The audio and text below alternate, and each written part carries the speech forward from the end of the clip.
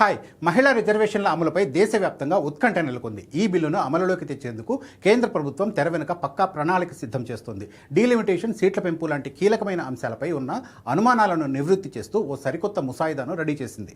Lok Sabha, assembly స్థానాలను ఏకంగా 50% పెంచే ఆలోచనలో మోడీ సర్కార్ ఉన్నట్లు తెలుస్తోంది. మరి ఈ కొత్త బిల్లు స్వరూపం ఎలా ఉండబోతుంది?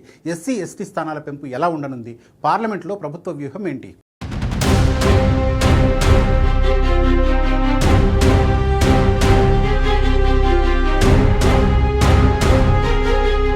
చట్టసభల్లో మహిళలకు సముచిత స్థానం కల్పించాలన్న డిమాండ్ దశాబ్దాలుగా ఉంది. ఇటీవల ఎన్డీఏ ప్రభుత్వం ప్రవేశపెట్టిన 131వ రాజ్యాంగ సవరణ బిల్లును విపక్షాలు వ్యతిరేకించడంతో అది వీగిపోయింది.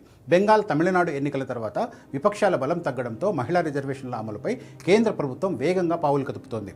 మరింత పకడ్బందీగా 133వ రాజ్యాంగ సవరణను తీసుకురావడానికి సన్నాహాలు చేస్తుంది. ముఖ్యంగా సీట్ల పునర్విభజన సమయంలో దక్షిణాది రాష్ట్రాల నుంచి వస్తున్న అభ్యంతరాలకు చెక్ పెట్టేలా ఈ కొత్త ముసాయిదాను సిద్ధం చేసినట్టు తెలుస్తోంది. పార్లమెంటు స్థానాల పెంపు వల్ల జనాభా నియంత్రణ పాటించిన రాష్ట్రాలకు రాజకీయంగా నష్టం జరగకుండా జాగ్రత్తలు తీసుకుంటున్నారు. ఇందులో భాగంగానే రాష్ట్రాల మధ్య సీట్ల నిష్పత్తిని 1971 జనాభా లెక్కల ఆధారంగానే కొనసాగించాలని కేంద్రం గట్టిగా భావిస్తోంది. అదే సమయంలో ఒక రాష్ట్రం పరిధిలో నియోజకవర్గాల సరిహద్దుల మార్పునకు మాత్రం 2011 జనాభా లెక్కలను ప్రాతిపదికగా తీసుకోనున్నారు. ప్రభుత్వం సిద్ధం చేసిన ఈ కొత్త ముసాయిదాలో అత్యంత కీలకమైన అంశం చట్టసభల స్థానాల పెంపు.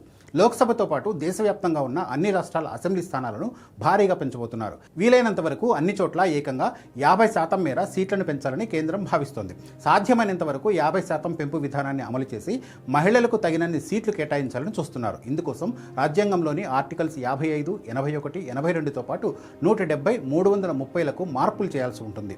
ప్రస్తుతం పార్లమెంట్లో పెండింగ్లో ఉన్న డీలిమిటేషన్ బిల్లులో కూడా తగిన సవరణలు చేయాలని ప్రభుత్వం భావిస్తోంది.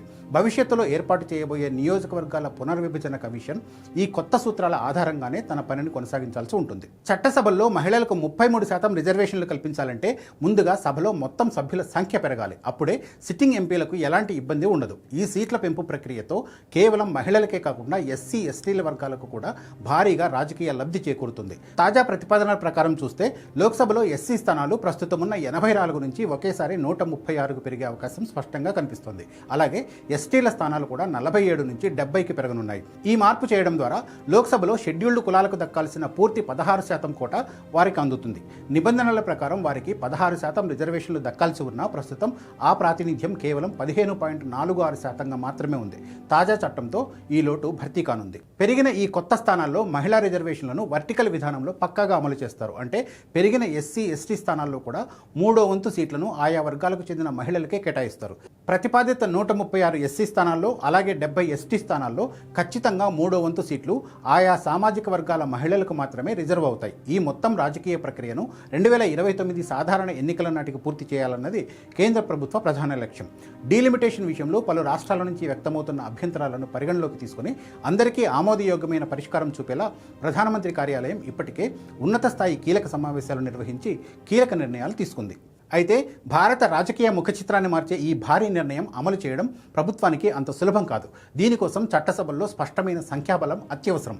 ప్రభుత్వం పూర్తి స్థాయిలో ముసాయిదాను సిద్ధం చేసినా పార్లమెంటులో తగిన మద్దతు దక్కుతుందన్న నమ్మకం కలిగితేనే ఈ బిల్లును సభ ముందుకు తీసుకురావాలని వ్యూహాత్మకంగా వ్యవహరిస్తుంది. ఈ చట్టం ఆమోదం పొందాలంటే లోక్సభ, రాజ్యసభల్లో 3/2 ప్రత్యేక మెజారిటీ సాధించాలి. అంతటితో ఈ ప్రక్రియ పూర్తి కాదు. దేశంలోని కనీసం సగం రాష్ట్రాల శాసనసభలు ఈ బిల్లును ఆమోదించి తీరాల్సి ఉంటుంది. సంఖ్యాబలంపై పూర్తి ధీమా వచ్చాకే ఎన్డీఏ సర్కార్ ఈ మహిళా బిల్లును అధికారికంగా పార్లమెంటులో ప్రవేశపెట్టే అవకాశం కనిపిస్తోంది.